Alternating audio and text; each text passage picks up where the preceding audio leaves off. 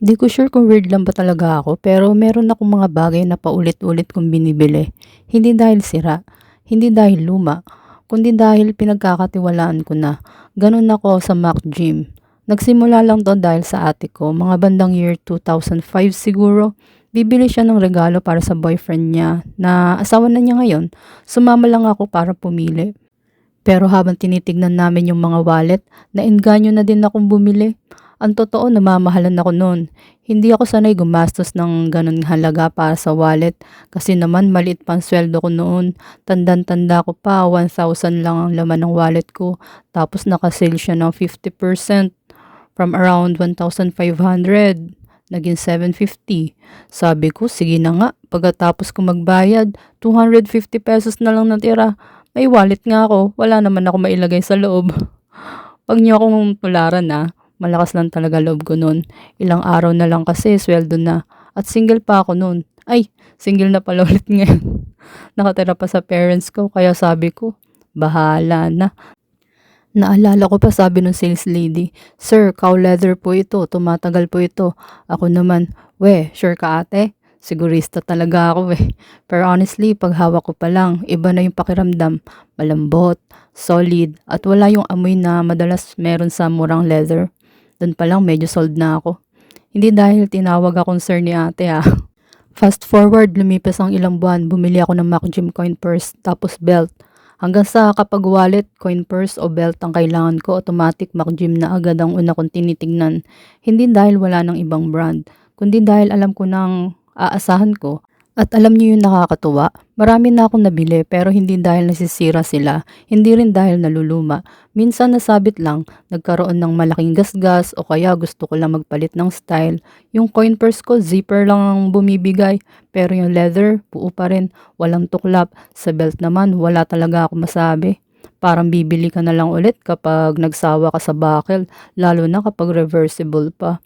May isang kwento pa pala akong naalala. Christmas party namin noon, exchange gift. Ang budget 500 pesos lang. Ako, Mac Gym wallet binili ko. Nakasale naman kasi, pero lumampas pa rin ako sa budget kasi iniisip ko, ang ganda nito. Pero parang hindi natuwa yung nakatanggap. Doon ko na-realize, hindi porket gusto ko ang isang bagay, magugustuhan na rin ng iba.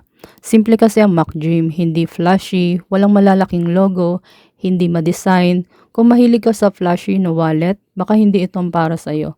At doon ko rin naisip, baka ako lang pala talaga ang target market nila. Lesson learned ko na yon.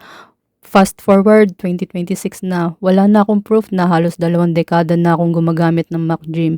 Maliban siguro sa dami ng Mac Gym na hawak ko ngayon. At oo, sumubok din ako ng ibang brand. Pero palagi akong bumabalik dito.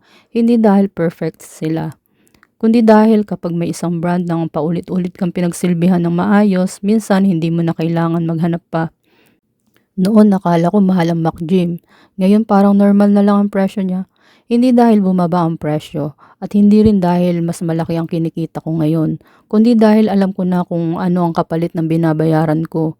Doon ko naintindihan na may mga bagay na mahal lang sa umpisa pero napakamura pala kapag hinati mo sa dami ng taon ng pinagsilbihan ka.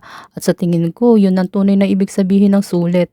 Hindi ito ang pinakauso, hindi ito ang pinakamagandang design, hindi rin ito ang pinakamura. Pero pagkatapos ng halos 20 taon, isa pa rin ito sa pinakamagandang desisyong ginawa ko. At dahil QA tayo, mag-Verms rating tayo. Sulit, 10 out of 10. Hindi lang dahil tumatagal, kundi dahil halos 2 dekada na, hindi pa rin ako nagsisisi sa unang wallet na binili ko at sa ibang binili ko pa. Masarap gamitin, 10 out of 10. Malambot sa kamay, hindi madaling masira at habang tumatagal mas lalo pang gumaganda ang leather. Napapangiti pa rin ba ako? 10 out of 10. Oo, kasi tuwing bubuksan ko siya, naalala ko kung gaano ako nagdalawang isip noon at natutuwa ako na tama pa lang naging desisyon ko. Bibilhin ko ba ulit?